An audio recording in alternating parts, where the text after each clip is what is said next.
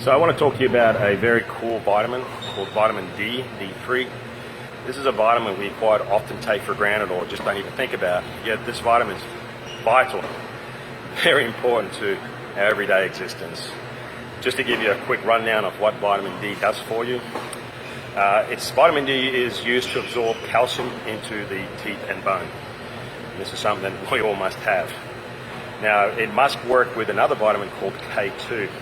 K2 tells vitamin D where to send the calcium. If you're lacking in K2, quite often what happens is you can get calcium buildup on your arterial walls, and we call that plaque. So K2 is important in the equation. Now, let's just stay focused on vitamin D. So vitamin D plays a big role in wound healing. So if you cut yourself, shaving, falling over, the vitamin D will come along and heal those cuts. Vitamin D is also associated with sleep problems. So if you find yourself taking a long time to fall asleep, or when you do fall asleep, it's very short, like 4 or 5 hours, and you're constantly restless, that is a vitamin D deficiency. So this is something you may want to look into if you've got insomnia. Vitamin D plays an important part in insulin sensitivity. So quite often people with type 2 diabetes also show a very low vitamin D serum levels in their body. So quite often the first thing they do when they do blood work is check the vitamin D. Insulin sensitivity is very vital for weight loss. If you become resistant, that can lead to type 2 diabetes. And if you're trying to lose weight and you're on insulin resistance, it's very hard to lose weight. So again, vitamin D plays an important part.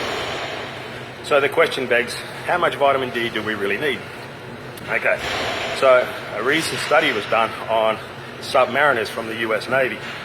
Now these are the guys that go into the nuclear submarines, and they can go under the water for 2 or 3 months. So they're not exposed to sunlight, because sunlight is the main reaction or the main ingredient to make vitamin D.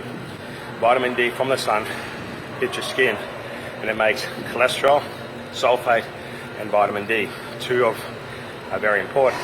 Now cholesterol sulfate is what the heart uses, so again, very important. So the submariners, before they went under for 2 or 3 months, they would then check how much vitamin D levels they had in their blood. Once they were in the submarine, the doctor would assess them and say once a week would supplement them with a vitamin D supplement. Let it be 10 or 20 or even as high as 50,000 IUs. So they only supplement them once a week. So there's no need to supplement every day. And the reason is vitamin D has a lifespan or a half lifespan of 10 weeks. If you start to take vitamin D supplements every day, then you have surplus vitamin D, and that can send wrong signals to the body. For instance, when the sunlight hits the skin and you're supplementing high dosages of vitamin D, the body will think we have enough vitamin D, so there's no need to make more. Therefore, it may interfere in the production of cholesterol sulfate. And again, cholesterol sulfate is important for your heart. So there's 3 ways to get vitamin D. Sun. Now you only need 5 to 10 minutes of exposure a day to get adequate vitamin D. And do not fear about getting cancer, so don't start putting sunblock on there, because the correlation between sunblock and sun cancer, there is no evidence to support each other. Secondly, you can get it through food. Salmon, tuna, whole eggs. These are excellent sources of vitamin D. Third and lastly, you can supplement it. You can use vitamin D3 supplements. Quite often when you get multivitamins or calcium magnesiums, they already have vitamin D3 in it. So these are the 3 ways you can get vitamin D. It's a very important vitamin.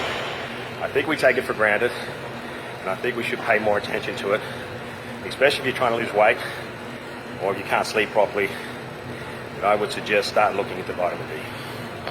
Thanks.